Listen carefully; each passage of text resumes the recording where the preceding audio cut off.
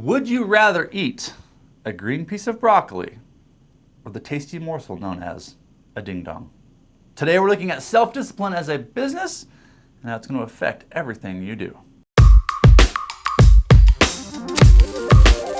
Hey everyone, my name is Eddie Hood. I am the CEO of Ingrained Outsourced Accounting. We are passionate about helping you become more profitable in your business, and today we're going to do that by talking about being more self-disciplined as a business. We're going to start off with a story. When I was a little kid, I loved ding dongs, hated broccoli. I ate a lot of ding dongs. In fact, my friend's house was like stocked with them in the pantry, and I would go over and just sneak like ding dongs and eat all of them. So Josh, if you're watching, it was me. I ate all of the ding dongs. But this was the outcome of that behavior. I went on a family trip to my aunt's house. She lived in Montana.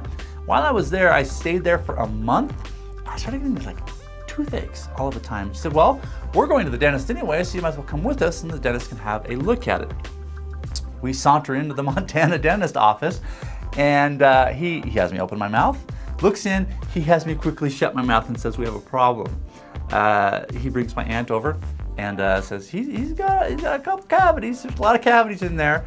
I don't know how you want to fix this, but he's got a lot of cavities. So me as I think I was like 11 at the time, 10 or 11, I don't know, laying in the chair hearing this, I had actually scared the dentist. And he looks at me and he says, son, how often are you brushing your teeth? I thought I was doing a good job at that, but apparently I wasn't. Maybe I was eating too many ding dongs and they were stuck in there. But at any rate, I walked out of that dentist office knowing I had 16 cavities in my mouth. 16 freaking cavities! Who has 16 cavities in their mouth? I do. This person right here. I had 16 cavities because I had no self-discipline. I was not brushing my teeth well, and I was eating lots and lots of ding dongs and absolutely no broccoli. Now, look, we all know the outcome of bad behavior creates bad situations down the road. So as a business, I gotta qualify this. I have good teeth now. I go to the dentist all the time. Teeth are beautiful, they're fixed. Luckily, most of those were baby teeth. They've all fallen out. I'm proud. Okay, back to the story.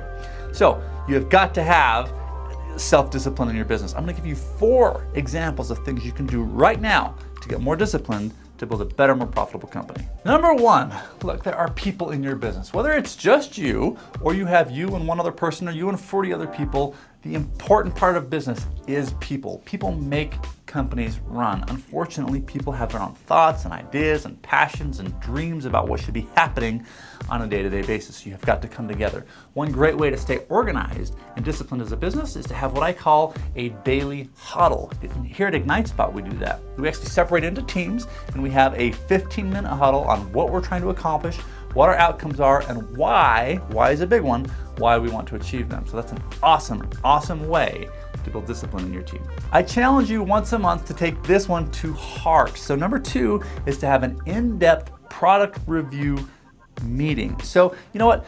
Not where we're looking at the numbers or how profitable we are or what's really happening, but to look at the product. If this is your product, to go pick it up and to look at it and to inspect it and to make sure that what's going out the door meets all of the vision that you had for your company when you first started it. Because I tell you what, over time, if you're not auditing your product, quality and value will begin to slip. So you really need to look in depth at that product and give it your full attention and heart for at least a day. So number 3, in order to be a good and disciplined company, you need to say no when a customer comes along that is not a good fit for you. Now, this is old business advice. You've all heard this.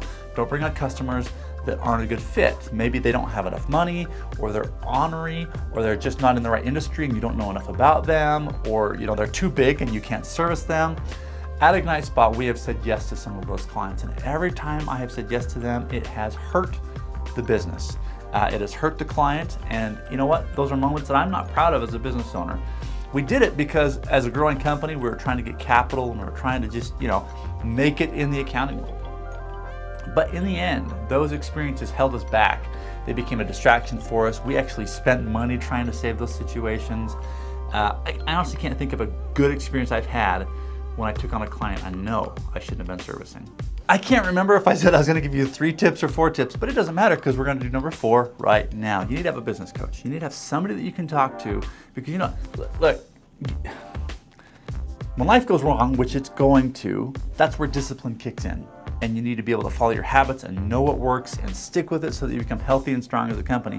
But even in the best of times, liken it to going to a gym, right? The most fit people quite often are working with personal trainers. They know how to lift the weights, they know how to eat right, but they're still working with the best personal trainers because they know that at the end of the day, they need somebody they can turn to when they're out of inspiration or they're just out of ideas or they're not feeling it or they need somebody to just kind of push them over the edge. You gotta check in with that coach and kind of reconnect with the mission. It's getting that outside perspective, okay? So being disciplined, you need to understand that you don't know everything. You will never know everything. And when you've got an outside person watching saying, you know what, I'm observing this about you and your company, it's gonna give you some insight you didn't know existed. All right, guys, that's it for today. I hope you enjoyed this video. Again, the importance of staying self-disciplined as a company is vital. I wanna give you one last piece of advice. If you're a Tony Robbins fan, which I am, huge Tony Robbins guy, he often says that when a business is struggling, it's not because of the product usually, it's not because of the customers or the clients, it's none of the employees. Usually it's the business owner's psychology. It's you. It's the way you're thinking about problems, it's the way that you're approaching your day. It's the, if you're down and depressed and angry, your company becomes down and depressed and angry. So the reason I bring that up, if you're a self-disciplined, hardworking, focused individual, guess what kind of company you're gonna create? But if you're none of those things, it's time to start working on becoming the kind of person that will elevate your business to the highest form of success. All right, guys, until next week or next time or whatever we kick out these videos, have fun, stay profitable, and enjoy growing your business.